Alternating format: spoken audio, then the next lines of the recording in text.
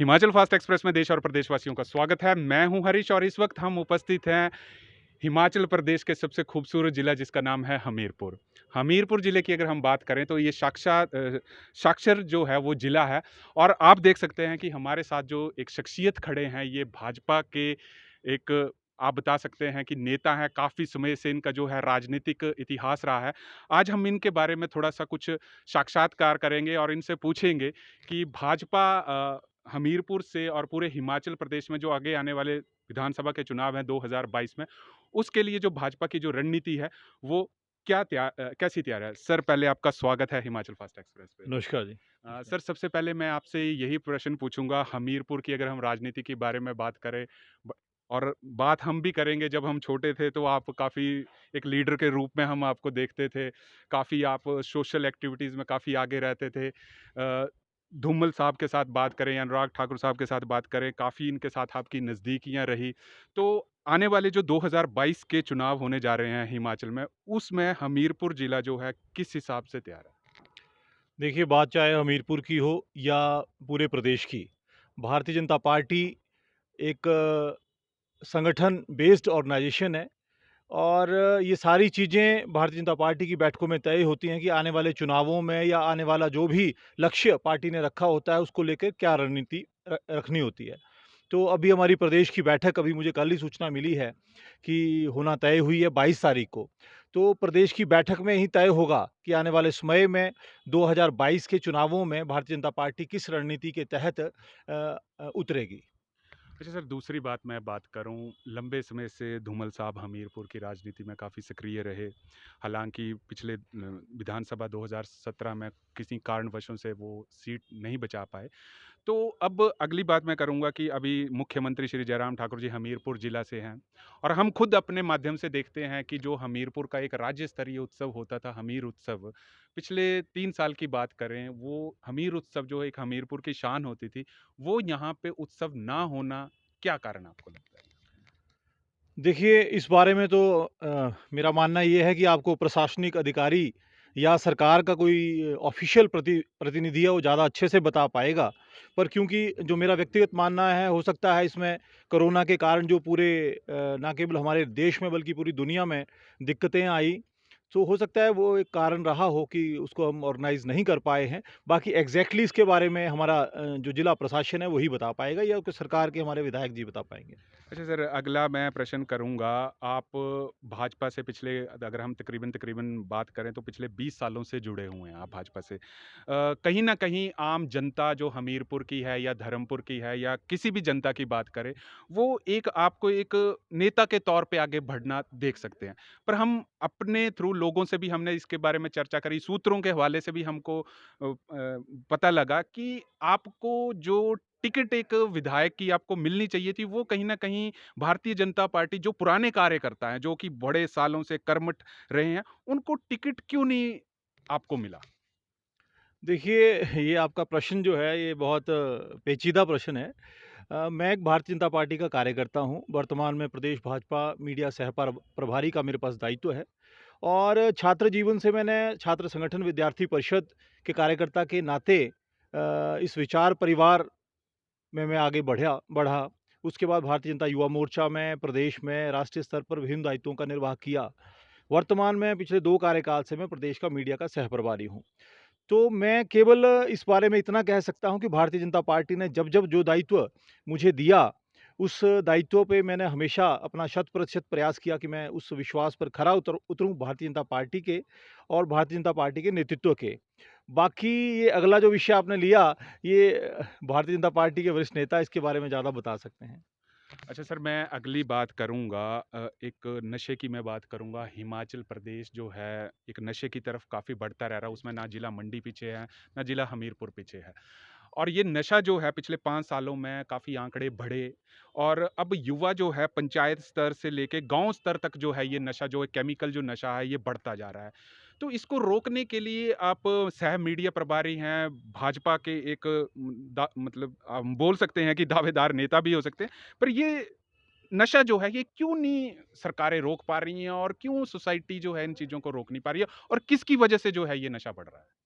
देखिए, इस बारे में मेरा मानना है, आपने भी नोटिस किया होगा कि आए दिन अखबारों में पढ़ते होंगे कि इतने नौजवान पकड़े गए, नशे के साथ पकड़े गए, इस डिस्ट्रिक्ट में पकड़े गए, उस डिस्ट्रिक्ट में पकड़े गए। तो इनका पकड़े जाना इस बात का एक प्रमाण है कि सरकारें प्रयासरत हैं कि इसको रोका जाए।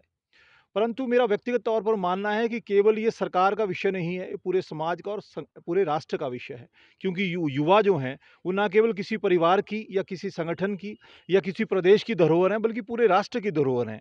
तो इनको इससे दूर रखना, इससे बचाए रखना और नशे पर कड़ा प्रहार करना, ये केवल सरकार का ही नहीं, मुझे लगता है पूरे समाज को इसको आंदोलन के रूप में लेना चाहिए और अपनी नौजवान पीढ़ी को इससे दूर रखने के लिए सबको मिलजुल कर प्रयास करना चाहिए। जैसे कि यदि आपने सरकार की बात करी, तो हमारी सरकार ने समय-समय पर प्रयास किया, प्रयासरत रहती है प्रशासन के माध्यम से आपने देखा है।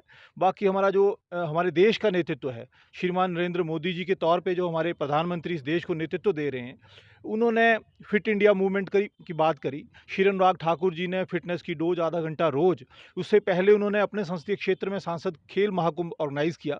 उससे पहले उन्होंने हिमाचल ओलंपिक्स के नाम से पूरे प्रदेश भर के 50,000 युवाओं को 5 दिन में सड़कों पर उतर कर, जहाँ एक तरफ खेल में पार्टिसिपेट करने के लिए प्रमोट किया, वहीं दूसरी तरफ उन्होंने ड्रग्स से दूर रहने के लिए भी उनको उनसे अपील करी।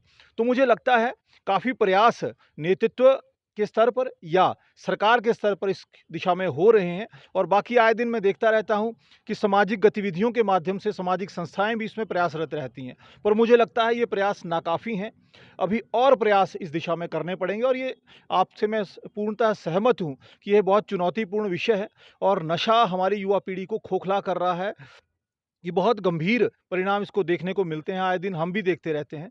तो मुझे लगता है कि हमको, आपको, सबको मिलकर इसके खिलाफ लड़ने की आवश्यकता है और एक आंदोलन के तौर पर हम सबको इसमें जुटने की आवश्यकता है। सर अंतिम सवाल पूछूंगा, ज़्यादा समय जाहिर नहीं करूंगा। अनुराग ठाकुर जी इस वक्त युवा खेल और सूचना एवं प्रसारण मंत्रालय हैं। जहाँ तक हम आपको भी देखते हैं सूचनाओं के माध्यम से अनुराग ठाकुर जी के साथ आप ज़्यादा रहते हैं। अब खेल मंत्री वो खुद हैं, तो हिमाचल प्रदेश में या हमीरपुर ज़िले में खेलों को बढ़ावा देने के लिए आपके माध्यम से जो हैं क्या उपेक्षाएँ जो है हमीरपुर की जनता रखती है? देखिए, अनुराग जी से अपेक्षाएँ ना केवल हमीरपुर, हिमाचल बल्कि पूरे देश के नौजवानों को हैं। क्योंकि अनुराग ठाकुर जी ने लगातार 3 बार भारतीय जनता युवा मोर्चा के राष्ट्रीय अध्यक्ष के नाते अपनी जो वर्किंग जो उनकी कार्यपद्धति है, कार्यशैली है, उसकी छाप पूरे राष्ट्र भर में छोड़ी है। और यदि आप हिमाचल की बात करें, तो उन्होंने राजनीति में प्रवेश से पहले हिमाचल में खेलों के क्षेत्र में वो काम करके दिखाया जिसकी किसी ने कल्पना नहीं करी थी। जैसा कि आपने कहा, हम बचपन में शायद इकट्ठे रहे हैं। आपने देखा होगा कि खेल में हम सबकी रुचि रहती थी। तो आपने भी कभी इमेजिन नहीं किया होगा कि हिमाचल में कभी अंतर्राष्ट्रीय स्तर की कोई खेल प्रतियोगिता होगी और उसको पूरी दुनिया देखेगी। आपने भी कभी इमेजिन नहीं किया होगा, मैंने भी कभी इमेजिन नहीं किया कि हिमाचल में अंतर्राष्ट्रीय स्तर का क्रिकेट स्टेडियम होगा। पर अनुराग जी ने 25 वर्ष की आयु में जब वो अध्यक्ष बने, तो उसके तुरंत उपरांत उन्होंने 5-7 वर्ष के अंदर वो सुनिश्चित करके दिखाया जो उससे पहले कोई नहीं कर पाया। यदि हम धर्मशाला क्रिकेट स्टेडियम की बात करें, वहाँ इंटरनेशनल इवेंट्स की बात करें, हम नदौन अमतर स्टेडियम की बात करें, हम बिलासपुर के लूणू मैदान की बात करें, हम ऊना की बात करें, हम शिमला के कोटखाई में गुम्मा में राष्ट्रीय स्तर के क्रिकेट स्टेडियम की बात करें, तो उन्होंने 5-7 वर्ष के कार्यकाल में बतौर एचपीसीए के अध्यक्ष, उन्होंने वो इंफ्रास्ट्रक्चर हिमाचल के अंदर डेवलप करा, जो हम इमेजिन नहीं कर सकते थे। और हिमाचल के युवा अंतर्राष्ट्रीय स्तर पर क्रिकेट और अन्य खेलों में प्रतिनिधित्व कर रहे हैं, नेतृत्व कर रहे हैं। तो एक बड़ा बदलाव तो उनकी अगुवाई में इस प्रदेश के अंदर हुआ है। और अब जब आप कह रहे हैं और सबको पता है कि वो देश के खेल मंत्री बने हैं, तो स्वाभाविक है, उनके नेतृत्व में खेलों के क्षेत्र में हिमाचल के साथ-साथ देश आगे बढ़ेगा, क्योंकि उन्होंने पहले करके दिखाया है। तो ऐसा मेरा भी विश्वास है, आपका भी विश्वास है और सबका विश्वास है। तो क्योंकि वो हिमाचल प्रदेश से हैं, हमीरपुर से हैं, हम आप उनको बचपन से देखते आ रहे हैं, तो हम सबकी ज़्यादा आशाएँ उनसे रहती हैं कि हिमाचल के अंदर जो इंफ्रास्ट्रक्चर है क्रिकेट के साथ-साथ अन्य खेलों में भी उनके नेतृत्व क्षमता का, उनका जो एक्सपोज़र है स्पोर्ट्स में, उसका लाभ हम सबको मिलेगा। सर लास्ट सवाल, हमीरपुर की उन युवाओं के लिए आपके द्वारा कोई संदेश देना चाहते हैं?